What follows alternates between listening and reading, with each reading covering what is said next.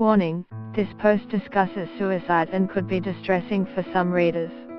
Wayne Schwass was 27 on the last Saturday in September of 1996.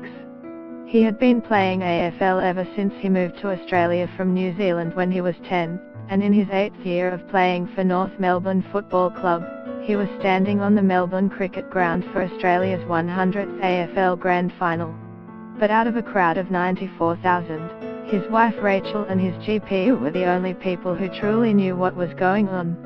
North Melbourne won the premiership by 43 points, and like his teammates, Schwass raised his arms in victory, with a medal around his neck, and smiled at thousands of screaming fans.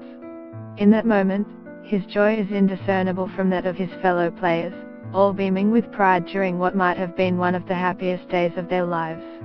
It's a moment many young men dream about. But in the years since his career-defining moment, Schwass has spoken at length about the story no one knew. That 3 years prior to North Melbourne's win, he had been driving home from training when for no apparent reason he burst out in tears. The same thing happened every day for 2 weeks, until in August 1993, he was diagnosed with depression. When the crying first started, he did tell his then fiery Rachel because he was ashamed and embarrassed, and was convinced she would leave him if she knew who he really was. I would park my car outside the house for as long as it took me to stop crying and compose myself before I could go inside the house, he told Hamish McLachlan from the Herald-Sun earlier this year. But he ended up not really having to tell Rachel, because she already knew.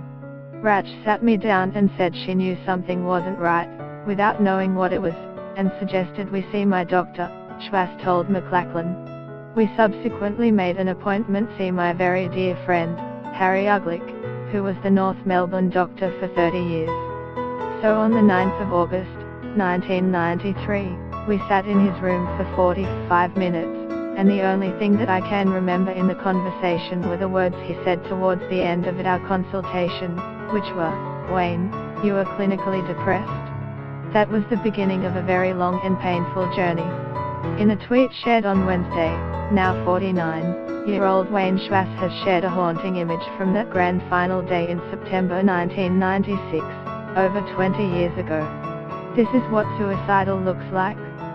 Fake smile, act happy, celebrating premiership success with that NMFC official in 1996.